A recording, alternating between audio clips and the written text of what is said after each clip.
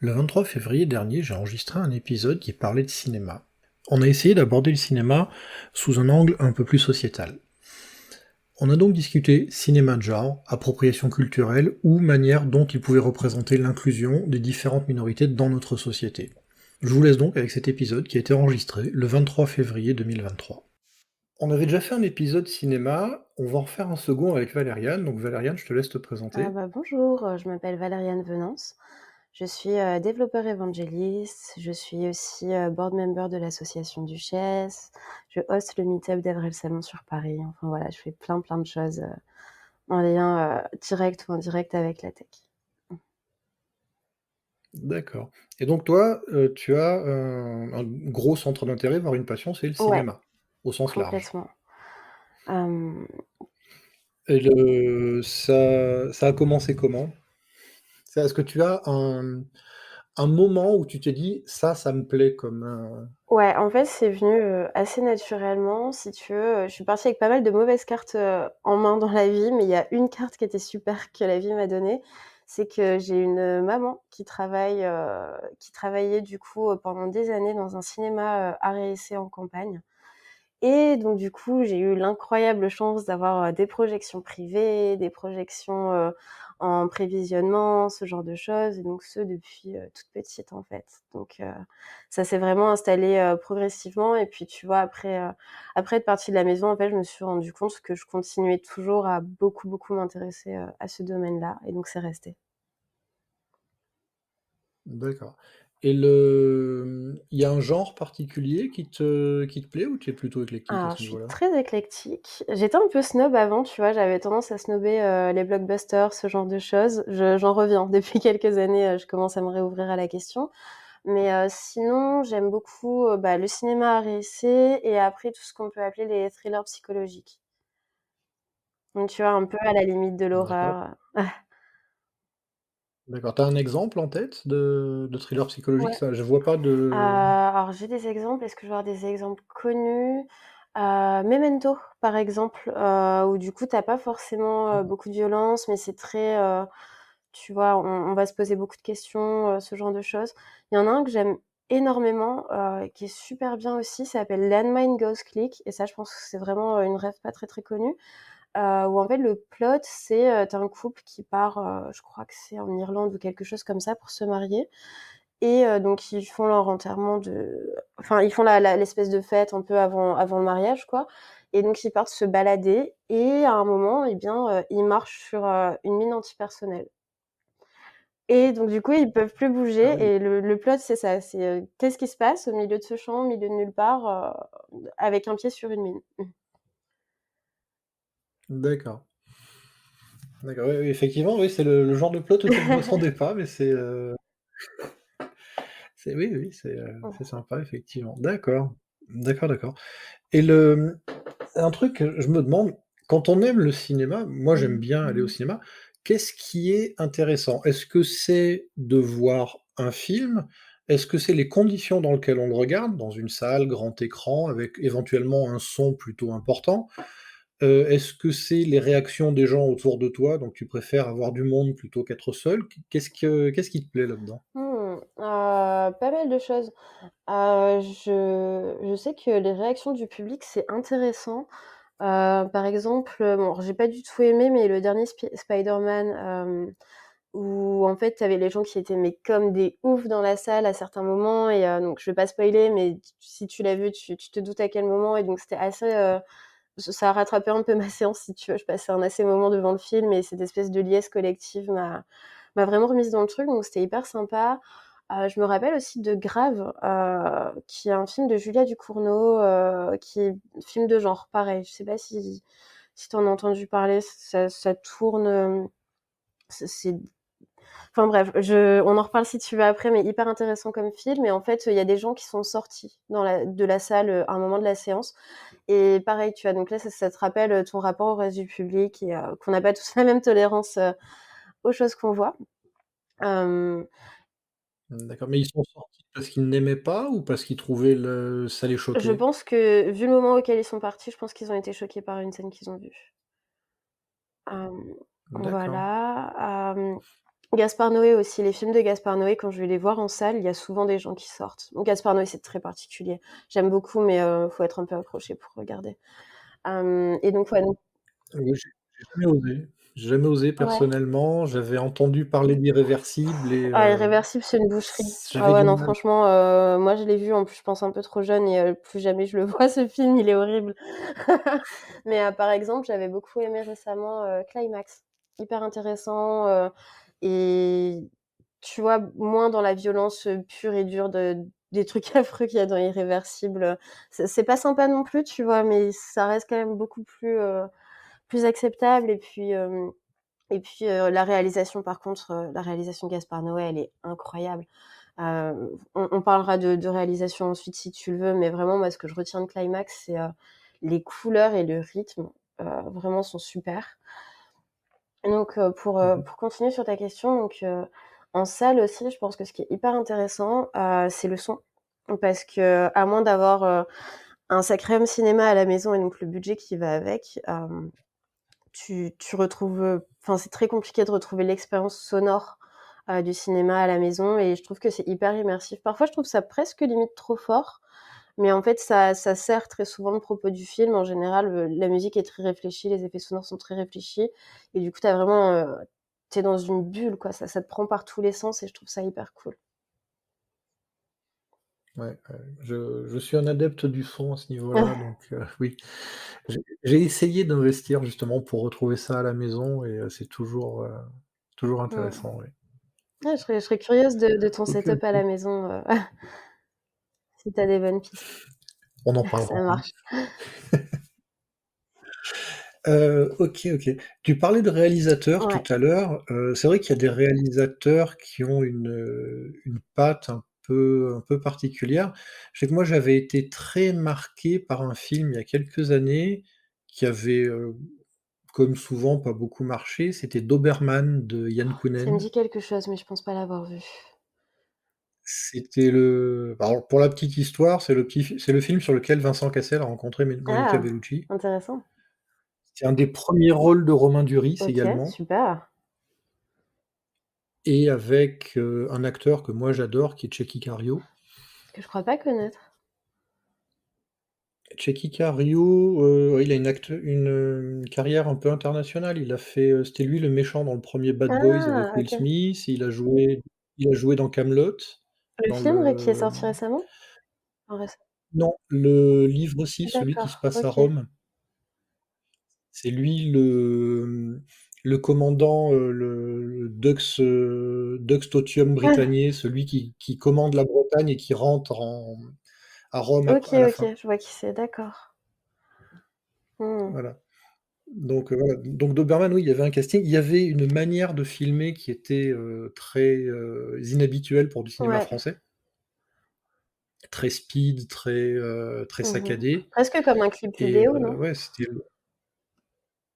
oui, c'était très clip Mmh. vidéo le truc et avec des personnages, des cadrages sur les visages en très gros plan, ce Mmh. genre de choses, comme faisait pendant un temps Jean-Pierre Jeunet sur, La Cité des enfants perdus. Il y avait toujours des trognes Ouais.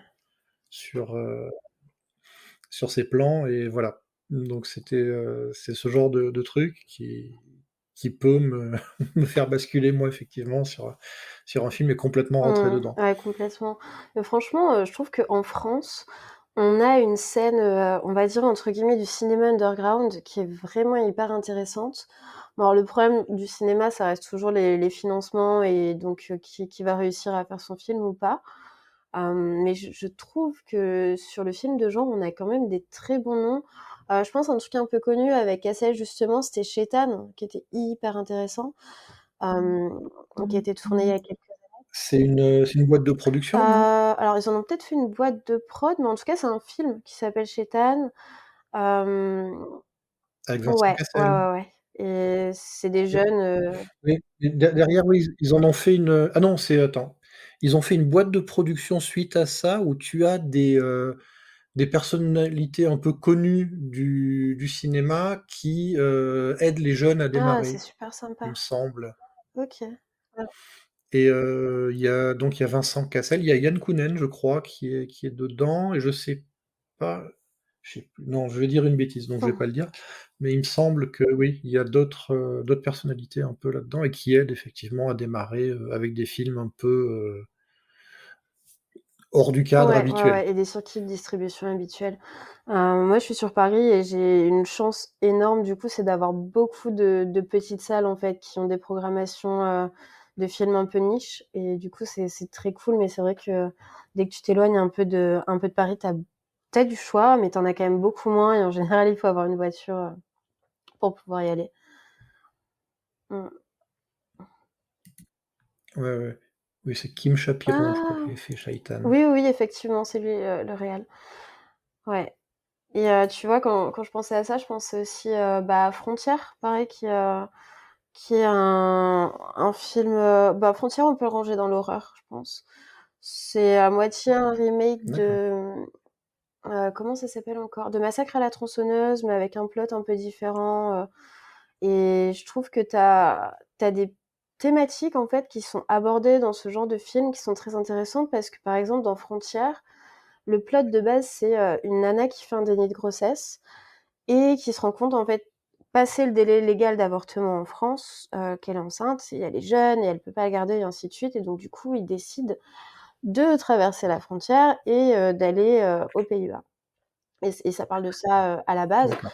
et donc même si le sujet est pas hyper évoqué ou du moins pas de façon super frontale, en réalité, quand tu vois qu'il leur arrive des choses, tu te dis enfin, tu vois, ça pose la question de la protection, des droits des femmes et ce genre de choses dans des cas un peu particuliers donc je trouve ça intéressant d'aborder des sujets sociétaux sans forcément faire un documentaire sur la question, à travers du divertissement, en fait.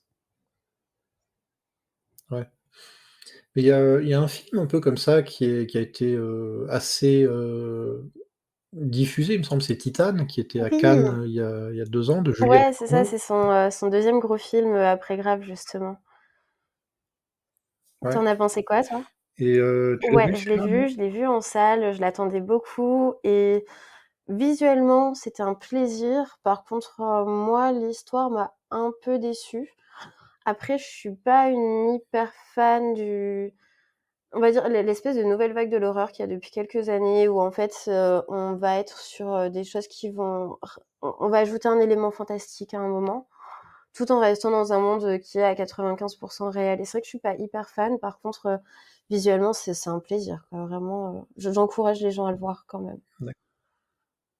Je l'ai pas vu, c'est vrai que j'avais entendu des réactions dans les journaux où les gens il y en a certains qui étaient choqués Ou ouais. par, par le film. Bah, après c'est chacun a son niveau Mmh. de choc, on va Ouais, dire, mais je conçois. ouais, il y a cette, d'ailleurs, je me demande, est-ce que justement sur le cinéma de genre comme ça, notamment Mmh mh. français, c'est une impression Ouais. personnelle, est-ce qu'il faut forcément, j'ai l'impression qu'on propose quasi exclusivement de la violence, quelque chose qui va choquer. Alors je parle pas seulement de Mmh violence mh. physique, ça peut être une violence psychologique, mais j'ai l'impression qu'on est beaucoup sur quelque chose qui va choquer, non? Bah, écoute, déjà, ce que je te propose, c'est qu'éventuellement, on redéfinisse ensemble, ce que c'est que le cinéma de genre, parce que c'est assez large. Quand on parle de genre, en général, on a tendance à parler justement des thrillers slash horreur, alors qu'en réalité, le genre, c'est vraiment, extrêmement large. Par exemple, le western, c'est un genre. Ouais. Il y a des genres aussi qui se faisaient pas mal avant, que j'aime beaucoup, notamment genre, la blaxploitation. En ref, je Mmh mh. pourrais te sortir, Jackie Brown qui est hyper, qui est très, très bien de Quentin Tarantino, par exemple. Donc si tu avais un courant, de cinéma où du coup c'était vraiment des histoires avec des blagues et machin et tout ça et puis, tu as un courant que j'aime beaucoup aussi, c'est la nonsploitation, du coup où on met, des nonnes dans des situations, un peu ubuesques et puis on en fait un film. Enfin, tu vois, en fait, tu peux vraiment, tu prends un sujet, un genre un peu large et au final, tout ça va rentrer dans le cinéma de genre, si tu veux. Dès qu'on sort du blockbuster ou vraiment du documentaire ou du documentaire, ce genre de choses, enfin bref, voilà. Donc du coup, en fait, le cinéma de genre, ça va vraiment être prendre un thème et du coup, en faire un film. Et c'est vrai qu'en Ouais. France, on a quand même cette grosse vague de gens qui font, du coup, du thriller slash horreur. Est-ce que j'ai des rêves de cinéma de genre français? qui sortent de la violence. Déjà, il faut chercher. Euh, du coup, Ouais. je pense qu'il y en a, mais c'est pas des choses qui sont forcément mises en avant. Euh, Après, peut-être qu'on parle plus de la violence parce que ça choque plus et donc on voit cela plus que les oui, autres. de toute façon, je veux dire, je pense que c'est un peu comme tout, à partir du moment où c'est subversif, forcément, ça va faire parler, donc ça va bénéficier d'une audience que ça n'aurait peut-être pas eu si c'était un propos un peu moins dur. Euh, mais c'est vrai que effectivement, c'est quelque chose qui revient beaucoup. Après, j'ai vraiment l'impression qu'en France, tu vois, on est en plein dedans avec les grèves pour la réforme des retraites et tout. D'ailleurs, je suis à fond pour les grèves pour la réforme des retraites, c'est à part. Mais, euh, mais du coup, on est très contestataire, si tu veux, en France. Et donc, du coup, d'aller chercher en fait cette violence, ça va aussi aller permettre de remettre en question un peu l'ordre établi. Donc, j'ai l'impression que c'est quand même quelque chose d'assez français d'aller chercher ces terrains-là. D'accord. Tu parlais de Ouais. Blaxploitation. Le Une chose que j'aime bien faire personnellement, c'est je vais sur YouTube et je cherche des bandes Ah. annonces de films à venir pour voir ce qui va Mhm. arriver et j'ai vu passer l'autre jour une bande annonce de Swissploitation, Ah. je sais pas si je le prononce bien. Et en fait, c'est donc un film Ok. suisse qui se passe dans les Alpes Ouais. suisses et c'est Mad Heidi. C'est, la petite Heidi, qu'on connaissait dans les dessins animés, dans les Ouais. films, qui, massacre des nazis à grands coups de tronçonneuse. Incroyable. J'ai envie d'aller voir ce film, tu me l'as trop bien vendu. Et je crois qu'il est disponible en VOD quelque part, il est pas sorti au Oh. cinéma, mais voilà, c'est assez, spécial comme truc et quand tu parlais de Blaxploitation, je fais: «Tiens, effectivement, il y a la Swissploitation aussi qui existe» Et elle est pas. et ça avait l'air mais vraiment, vraiment décalé Mhm. comme, comme truc. Ouais, justement, ce genre de cinéma. Tu Oh, parlais de pardon, vas-y. subversion, Non, je pardon. t'écoute. Tu parlais de subversion, on a parlé de blockbuster Ouais. tout à l'heure. Est-ce que tu penses qu'on peut encore avoir des blockbusters subversifs? Hum, C'est-à-dire, je pense par exemple à un qui est devenu culte sur le tard, mais qui au début n'était pas un blockbuster, mais qui est devenu culte, c'est, Fight ouais, Club. ouais, ouais. Ah, c'est marrant parce que j'ai lu une interview il y a pas longtemps du réal qui disait que, enfin, selon lui, Fight Club n'aurait pas vu le jour en 2022 ni en 2023. Oui, oui, je l'ai vu aussi Hum. celle-là, oui. Euh, Et donc est-ce que tu penses qu'il y a encore des gros films de studio qui peuvent se permettre d'être subversifs? oui, mais de façon détournée. J'en ai vu un, c'était l'hiver dernier. Le nom m'échappe, il me reviendra plus tard, mais en gros, c'était un truc galactique, spatial, enfin, tu vois, vraiment qui pose des questions de l'espace et tout. Et c'était un peu dans un contexte de fin du monde. Et du coup, ils te disent un peu en filigrane que, en fait, c'est un peu parce que les humains ont flingué la planète qu'ils se retrouvent dans cette situation. Et donc, même si c'est pas le propos du film, en fait, t'as pas mal d'indices visuels, t'as des choses comme ça. Et donc, tu vois, ça pose quand même le propos.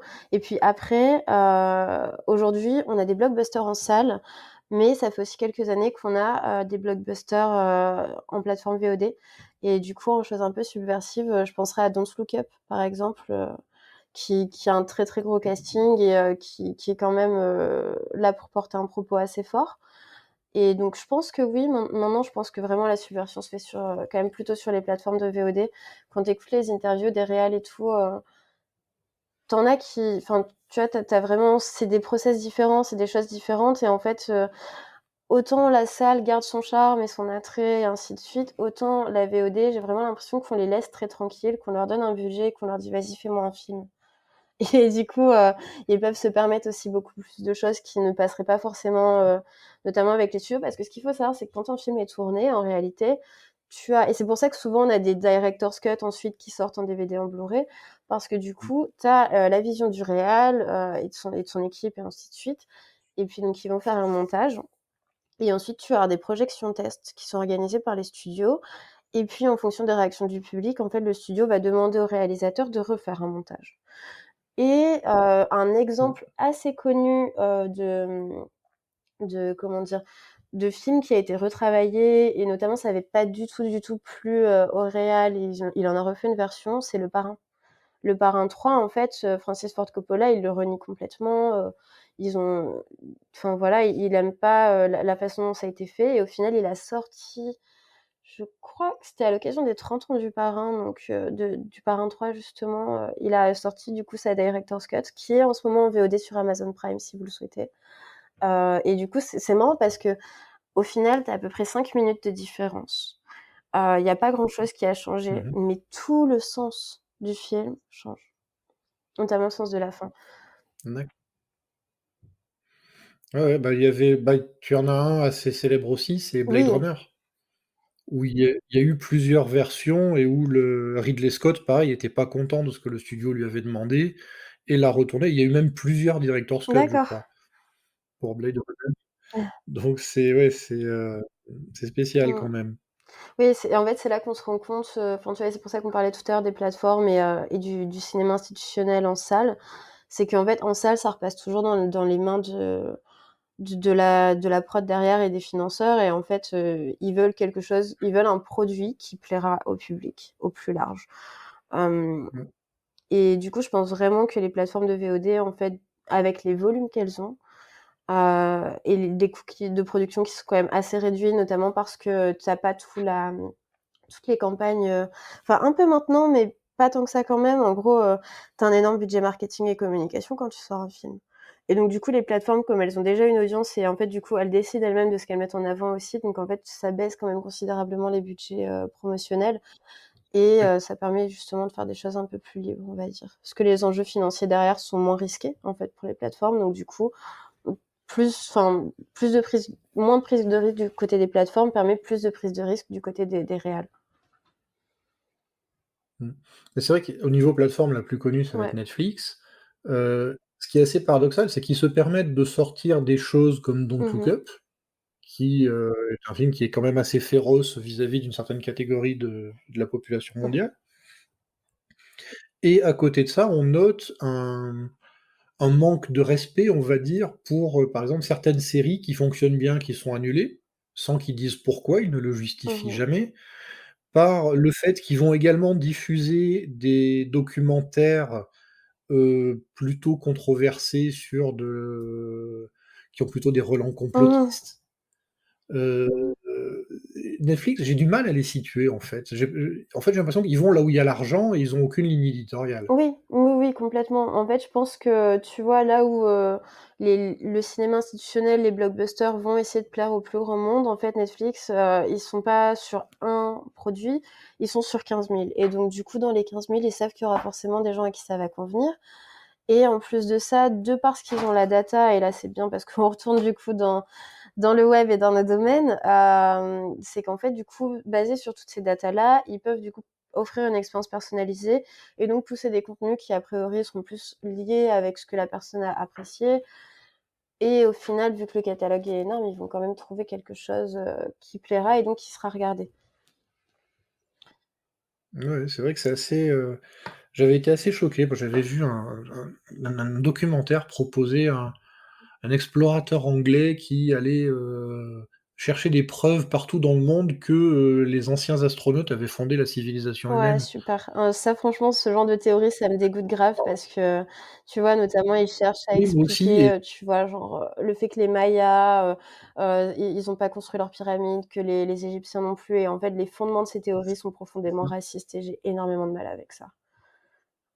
exactement, il y a un débunkage qui avait été fait de ce truc. Après on aime ou on n'aime pas, c'est une chaîne qui s'appelle La Tronche en Ah oui. biais. Ils avaient débunké ce documentaire et ils avaient souligné le fait que, le fond de commerce, c'était de dire que toutes les civilisations dites primitives n'étaient pas assez intelligentes pour construire leurs propres monuments et qu'il fallait souvent des gens qui étaient, représentés comme des hommes Mmh blancs mh. pour venir leur apporter le savoir Ouais, ouais. et que c'était le fond de commerce de ce genre de documentaire Ouais, complètement. et c'était assez dérangeant, je Ouais, trouve. ouais, je rejoins parfaitement, ton avis et celui de la chaîne La Tronche en Billet là-dessus parce que, ouais, enfin, vraiment pour moi, c'est complètement raciste, ça n'a pas lieu d'être et ça me gêne, en fait, qu'il y ait, enfin, en fait, ça me gêne et ça me gêne pas dans le sens où, c'est bien d'avoir un esprit critique.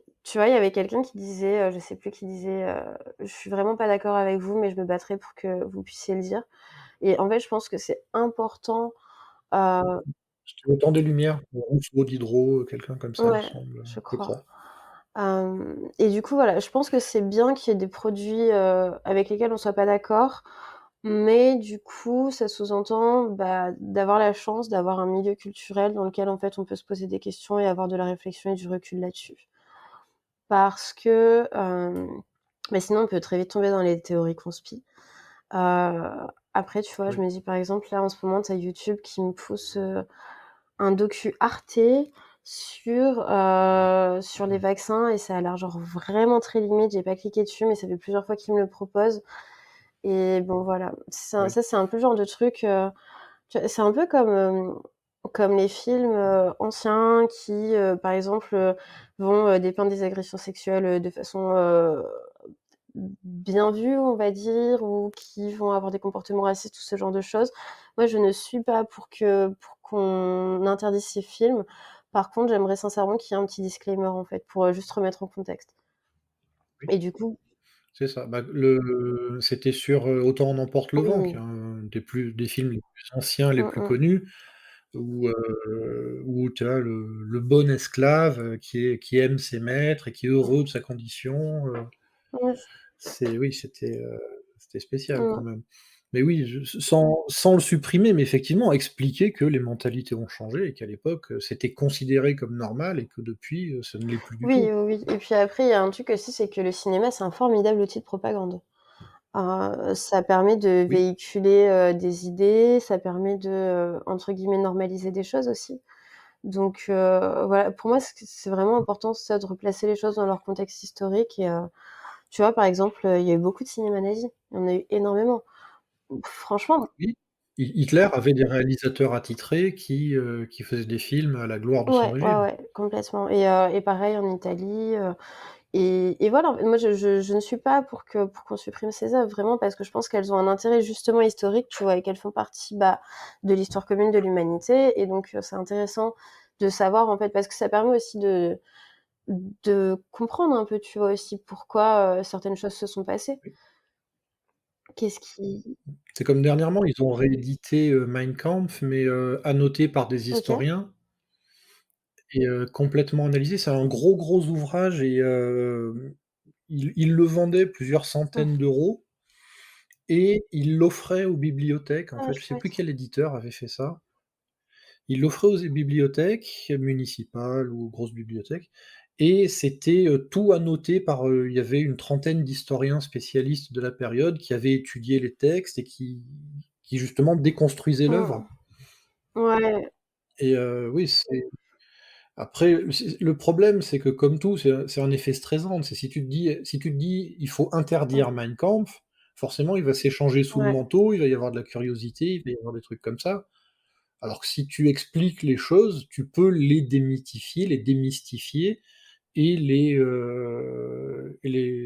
rendre compréhensibles et voir en quoi elles sont, plutôt, ouais, gênantes. complètement et alors d'ailleurs, je me permets un petit truc, c'est sur YouTube, ça s'appelle Histoire crépue et en fait, c'est un gars dont le taf sur YouTube, en fait, il prend des textes, anciens de l'époque coloniale, notamment en France et il a une approche hyper intéressante parce que du coup, donc il lit le texte avec nous et puis il nous explique qui est cette personne, quel était ce contexte, à quel moment de l'histoire on était et pourquoi les choses ont été écrites comme ça et ainsi de suite et je trouve que, ouais, c'est hyper intéressant et du coup, tous ces tu vois, donc là, on parle d'écrit, mais en fait, le cinéma, à terme, sera un peu, comme les écrits qu'on a, d'avant, tu vois?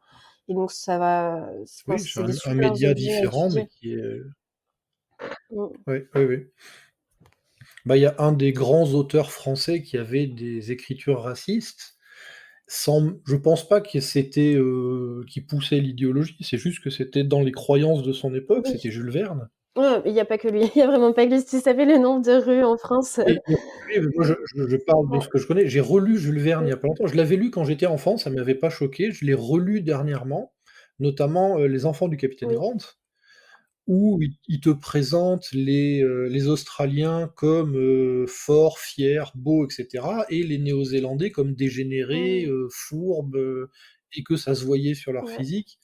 Enfin voilà, c'est très, tu as le bon sauvage et le méchant sauvage dans ces bouquins Ouais, clairement. ouais, ouais, non, je trouve que c'est ça, ça résume, très bien l'idéologie, même scientifique de l'époque. Oui, bah, il se basait sur un truc qui s'appelait la phrénologie, c'était le déterminer le caractère de quelqu'un en fonction de la forme de son Oui, crâne. ils ont utilisé ça aussi en criminologie, je crois au début du siècle dernier.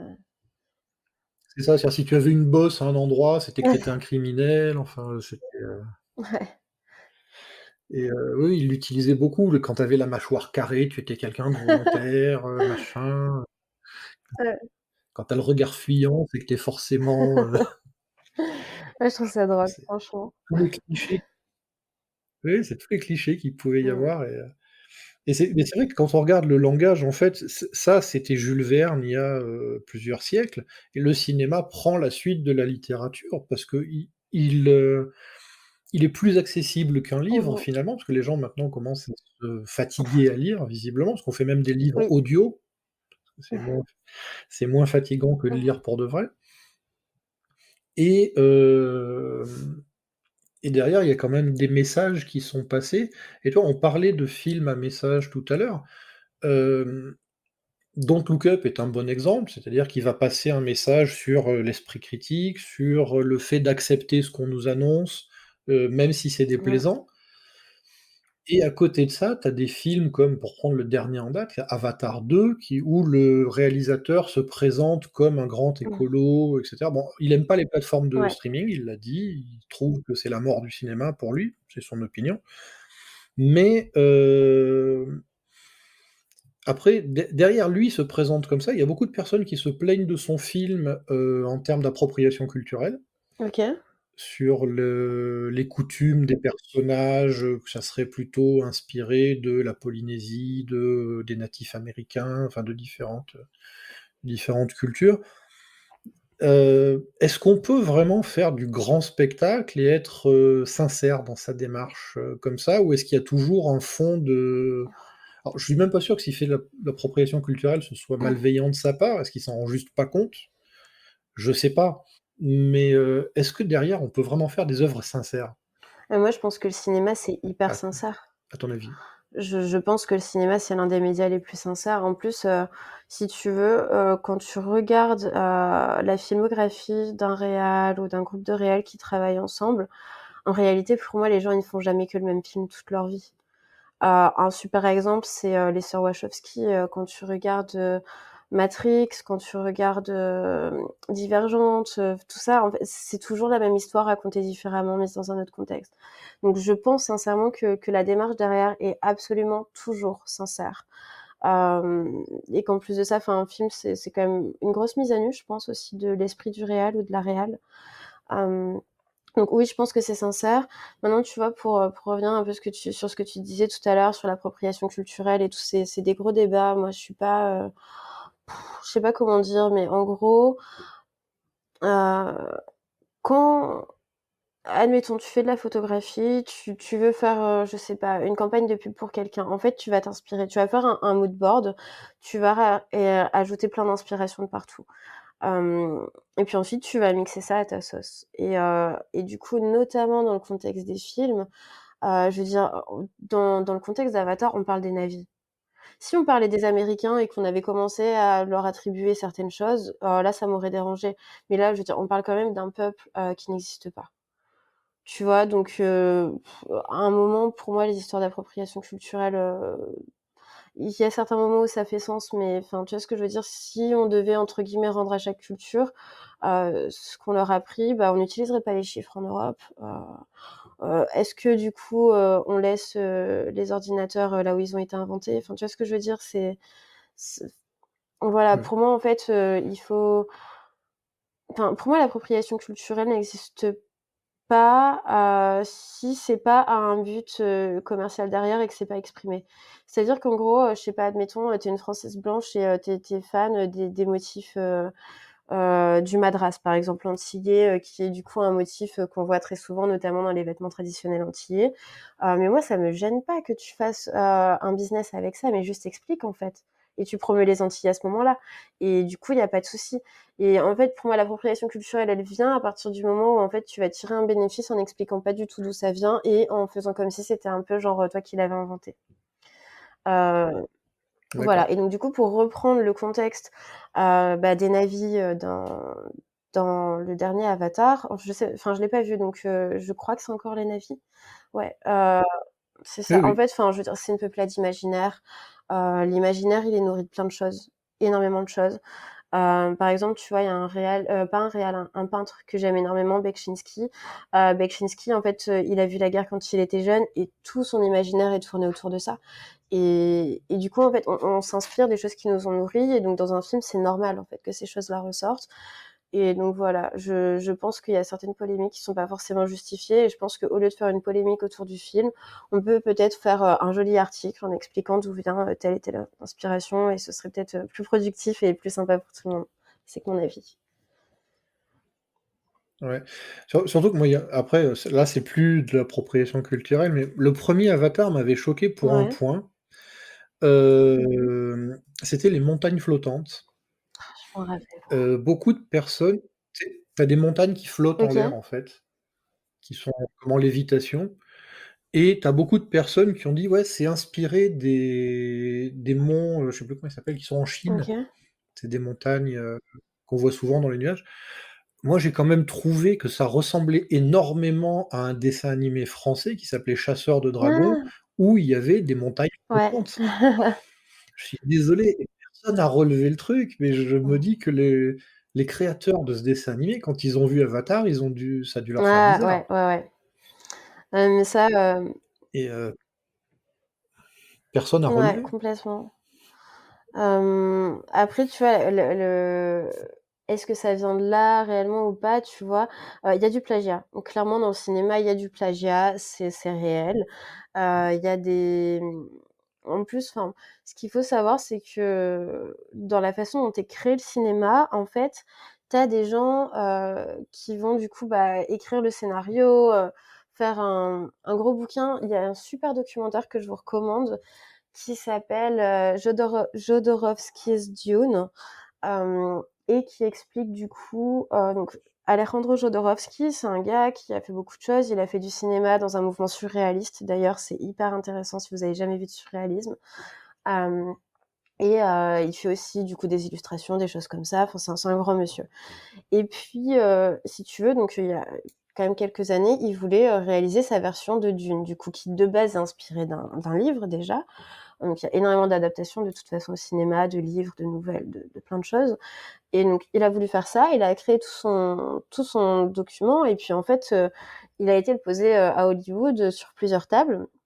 Le film ne s'est jamais fait. Par contre, en Mmh. réalité, quand tu regardes le documentaire et quand du coup tu as un peu accès à ces documents-là, tu te rends compte qu'il est passé dans beaucoup de mains et qu'il y a énormément de gens, en fait, qui ont repris des éléments de sa vision qu'il avait de Dune, dans leurs films, en fait, par la suite et ils ont été inspirés par ça.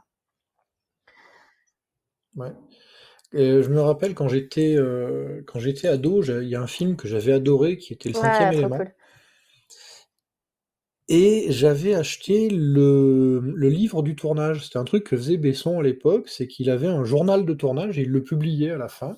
Il l'avait fait pour Le Grand Bleu également, Mmh. pour Léon et il expliquait que sur Le Cinquième Élément, il avait convié, Ouais. Moebius, qui était un dessinateur de bande dessinée, qui avait fait, Valérian notamment.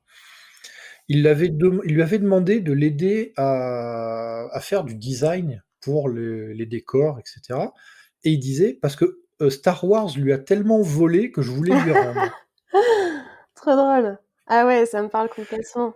et voilà et voilà donc c'est vrai que bon après Besson, je trouve qu'il a baissé en qualité, par Mmh. la suite, mais à l'époque, sa démarche était plutôt,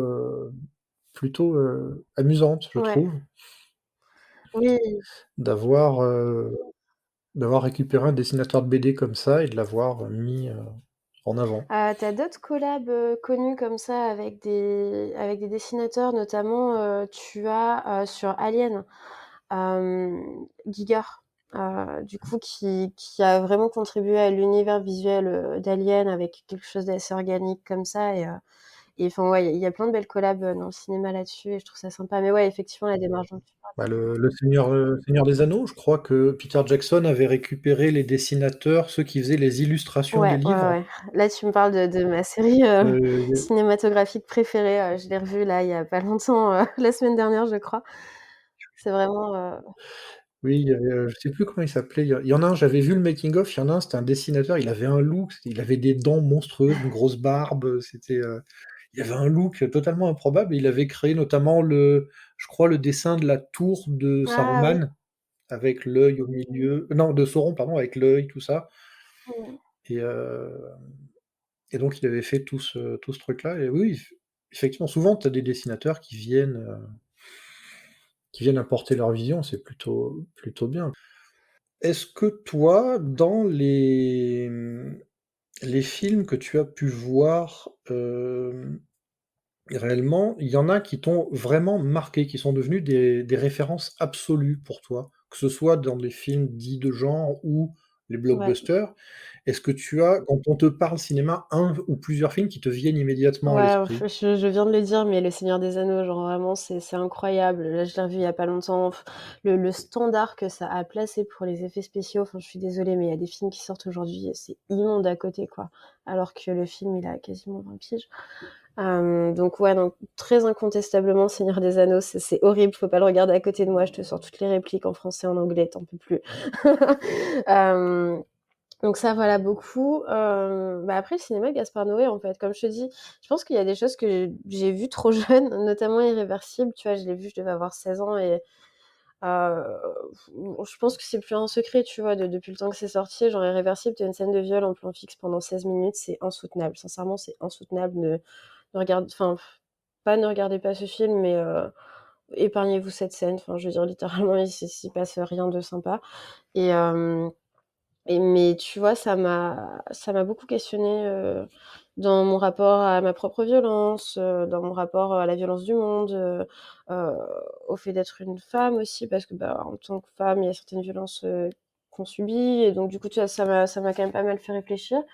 Et puis après, Grave, en fait, de Julia Ducournau, il m'a aussi beaucoup, beaucoup marquée, hem, parce que je trouve que les personnages qui sont dépeints dedans, en fait, sont très, très humains. Hem et du coup, c'est tu vois, ça pose des questions un peu psychologiques sur soi-même et tout. Donc je pense que c'est pour ça que j'aime bien un peu l'horreur psychologique parce que du coup, tu pas obligé d'aller vivre la situation toi-même pour, te dire: «OK, qu'est-ce que je ferais dans cette situation-là?» Tu vois? On n'a pas envie de se retrouver, avec un cadavre dans le placard et se demander ce qu'on fait. Donc c'est bien d'avoir un support cinématographique, pour se poser un peu ces questions, psychologiques en fait, sur soi-même. Et je trouve que c'est l'un Ouais. des intérêts du cinéma du coup, c'est de pouvoir explorer en fait notre propre psyché, tu vois? Hem Quand je vois Le Seigneur des Anneaux, moi je suis Aragorn et je suis là et je suis un meneur d'hommes, tu vois? Et c'est hyper intéressant d'aller chercher ça en soi et de se dire, «Est-ce qu'on l'a? Est-ce qu'on l'a pas? Est-ce que ça nous parle?» Ce genre de choses. Donc ouais, je trouve qu'il y a vraiment un côté, bon, le cinéma ça fait voyager, par les yeux, mais je pense que ça fait aussi voyager beaucoup le mental. C'est ça que j'aime beaucoup. D'accord, OK. Je repense, ça me fait penser à autre chose. Hem, on a quelques personnes, connues, des acteurs, des réalisateurs. J'ai l'impression ils vont alterner les films rentables pour financer des films, moins rentables, mais plus personnels. Ouais, Hem et j'ai 2 exemples qui me viennent en tête. Il y a, Mélanie Laurent qui avait joué dans un film, qui s'appelait Oxygène, qui était je l'ai sorti sur vu, ouais, Netflix, ouais, je ouais. crois, d'Alexandre Aja, qui lui est quand même assez spécialisé dans les films un peu Oui, hors cadre, qui était, réellement quelque chose de différent de ce qui pouvait se faire.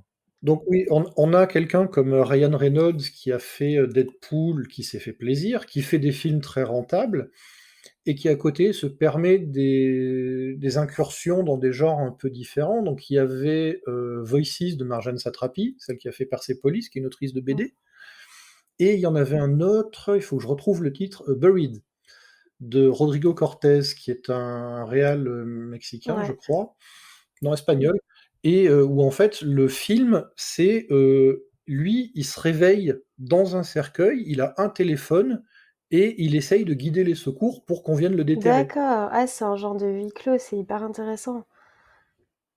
Mmh. Voilà, c'est ça et et la quasi-totalité du film, c'est un plan sur lui dans sa OK, boîte. moi je suis fan de ce genre de film, je crois que c'est, Le Fils de l'homme aussi, qui est comme ça, un huis clos dans une maison, non, je confonds peut-être. Non. Les Fils de l'homme, c'est avec Julianne Oui, Moore oui, oui, et Owen Wilson, c'est rien à voir. C'est quand il y a plus d'enfants sur oui, terre. bah, ça me reviendra après, mais du coup, c'est un autre, qui parle aussi du fils de quelque chose dans le titre. Mais, du coup, ouais, non, pour revenir à ce que tu D'accord. disais, effectivement, enfin, comme la tech, le cinéma, c'est une industrie et et je pense que, tu vois, Oui, c'est là qu'on peut faire un parallèle avec la tech, c'est que tu as pas mal de gens qui vont monter des projets, pour des questions de rentabilité et qui vont faire des projets de cœur à côté et heu et je pense que c'est oui. lié sincèrement, bah, au fonctionnement, du monétaire du monde dans lequel on est, en fait, où du coup, il y a toujours la question de manger, remplir son frigo, avoir un toit sur la tête et puis ensuite, de faire ce qui nous drive, vraiment dans le cœur et du coup, je trouve ça hyper, en plus de ça, enfin moi j'aime beaucoup les acteurs et actrices qui font ça parce que, en fait ça permet de montrer en fait à quel point ce sont des acteurs excellents et qui peuvent aller dans différents registres et nous faire vivre différentes émotions et ce de façon très, très bien, quoi. Et tu vois, c'est un peu ça qui m'a réconciliée Oui, avec le oui, oui. blockbuster en fait.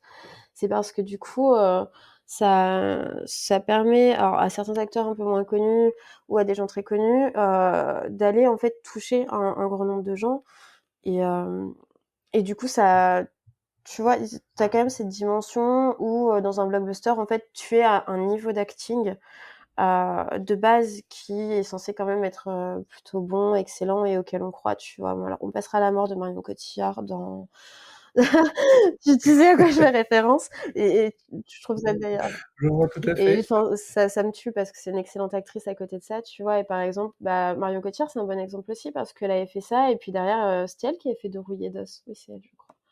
Hem Oui, oui, Tu oui. vois? Et donc ça permet de l'avoir dans des registres hyper différents, ouais, c'est un de mes films préférés de Marion Cotillard, c'est, celui avec Guillaume Canet au tout début, Jeux d'enfant. Jeux d'enfant, il est trop mignon. Oui, J'aime bien les histoires d'amour et celui-là, il m'avait beaucoup oui, plu oui.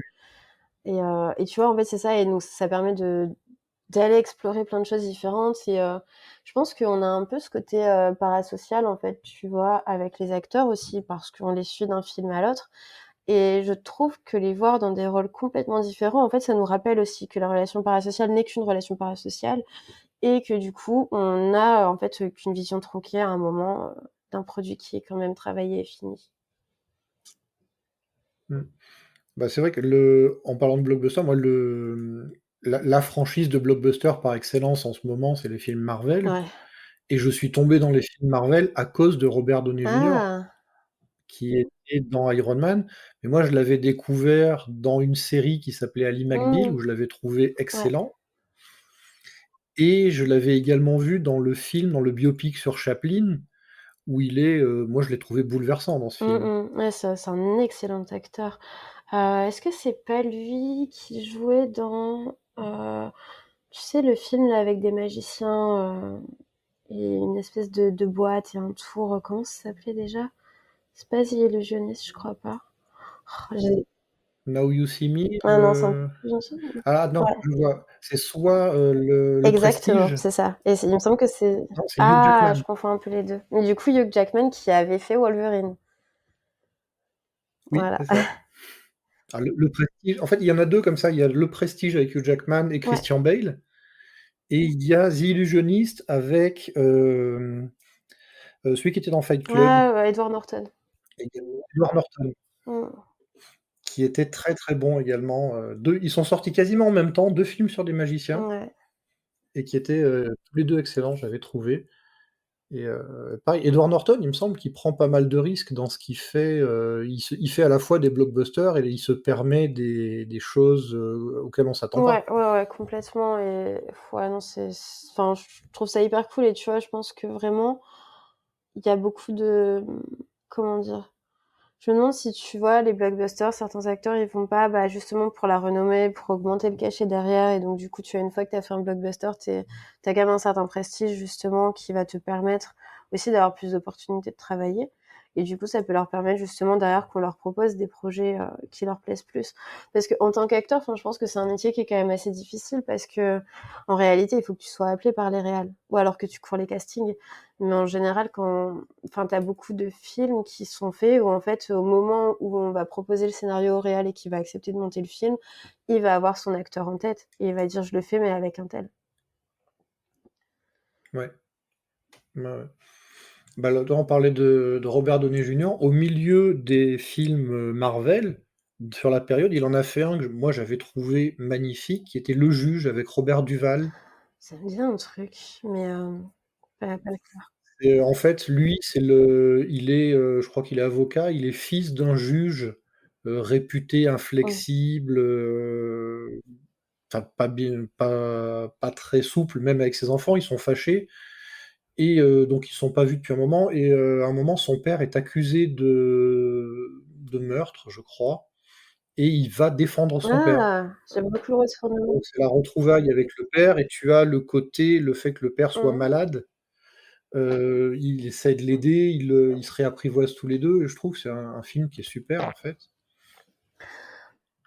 et moi je donne mon petit conseil, vous pouvez voir Le Juge avec Robert Downey Jr., c'est un film de 2014, n'hésitez Bah, pas. écoute, je prends par contre. Mais voilà, il s'est permis de faire des incartades au milieu de gros Mmh. films, justement pour se faire plaisir, je pense et porter des films, qui lui plaisent. Oui, oui, oui. Je pense que de toute façon, enfin, la force d'un acteur ou d'une actrice, c'est de savoir jouer plein, plein, plein de choses. Mais je pense que les gens se révèlent beaucoup plus, en fait, dans des sujets qui les touchent un peu personnellement ou sur des messages qu'ils ont envie de faire passer, en fait. Le métier d'acteur, c'est Ouais, un ouais, gros ça. métier d'influence, en fait. Bah, Don't Look Up, DiCaprio est très engagé sur les questions d'environnement et je pense que c'est aussi ça qui l'a motivé à participer à ce Oui, film. oui. C'est vrai que ça fait quelques années que sa ligne directrice va là-dessus. Moi, je pense que quand on est au niveau de DiCaprio, en réalité, on turn down à tout ce qu'on veut et quand il y a une nouvelle prod qui nous intéresse, qui se passe, on appelle le réal en mode: «Coucou, ça va?» Mais et du coup, c'est Ou alors carrément on produit le film. aussi, ouais, ouais, ouais et ça, c'est vrai que c'est hyper intéressant parce que tu as beaucoup, beaucoup d'acteurs et d'actrices qui sont devenus producteurs, que ce soit sur des séries ou sur des films et je trouve ça hyper cool à chaque fois quand enfin, moi, je regarde les crédits des films. Je fais partie des gens qui restent, jusqu'à ce que la lumière se rallume et que tu aies un écran complètement noir à la fin et en fait, très souvent, quand tu regardes, du coup, qui sont les producteurs, les productrices, en fait, tu te dis: «Ah mais ouais» et du coup, tu repenses au film que tu viens de voir et tu te dis: «Ouais, OK, là, je reconnais la patte, je reconnais le petit truc, à cet endroit-là, quoi» et effectivement, vu que c'est des gens, en fait, qu'on a déjà vus à l'écran, du coup, on a une idée de la sensibilité qu'ils ont sur certains sujets et bon, ça reste des déductions qu'on se fait tous, à moins qu'on ait, l'interview des personnes en question mais ouais, non, je trouve ça très, très cool et ouais, il y a une patte, en fait. Ouais, ouais, ouais. Et moi, des fois, c'est la surprise que j'ai pu avoir, c'est qu'il y a quand je regarde soit les producteurs ou même sur des séries, qui a réalisé Mmh. l'épisode, des fois, on voit que c'est une personne connue et on s'y attendait pas du tout. Moi, j'avais eu ça sur une série, je m'y attendais absolument pas. C'est une série Marvel, c'est Luke Mmh. Cage, donc une série de super-héros qui tend vers la blaxploitation d'ailleurs dans Ouais. sa forme. Il y a un des épisodes qui était réalisé par Lucy Liu OK, trop cool. C'était une des drôles de dames, elle. et Des oui, c'est Charlie's ça, Angels. Mmh.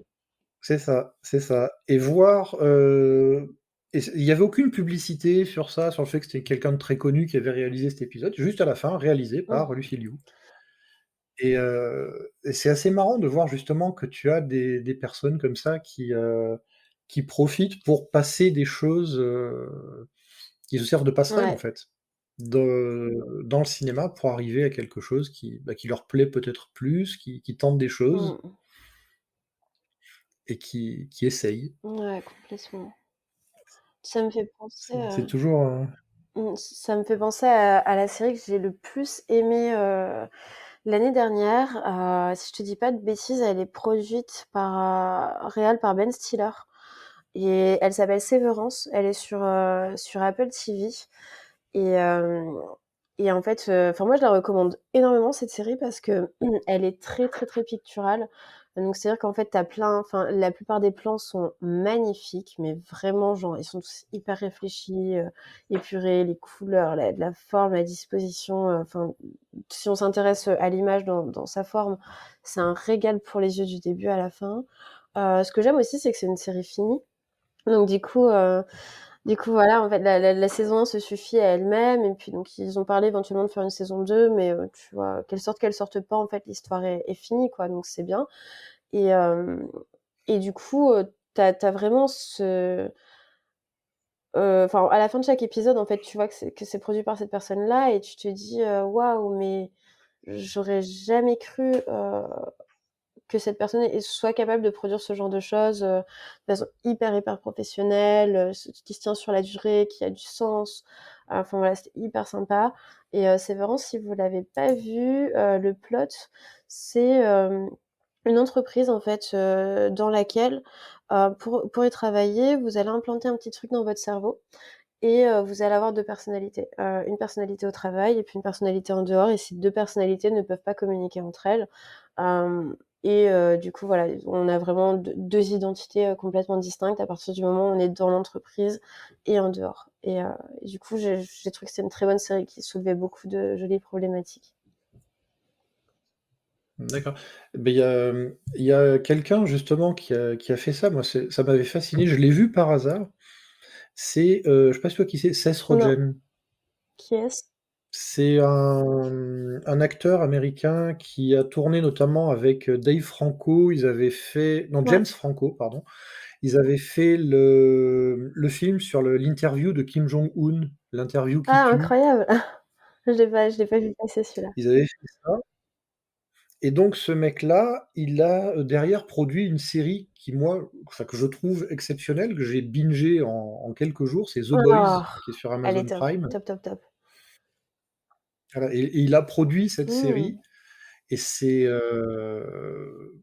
voilà, il produit ça sans se donner forcément de Ouais. rôle dedans. Parce que souvent, tu as des gens quand ils produisent, ils se gardent une Ah place. ben, je pense qu'un des exemples les plus Et classiques, c'est Hitchcock qui fait toujours un caméo dans ses films. oh, je pensais plus à quelque chose de beaucoup plus en avant, c'est-à-dire tu avais là une série qui s'appelait Stargate Oui. SG-1 où le producteur, c'était l'acteur Non, principal. le colonel O'Neill? Si, Ah! oui, il était producteur de la série, D'accord. donc bon, il s'était quand même réservé Ah le oui. beau rôle.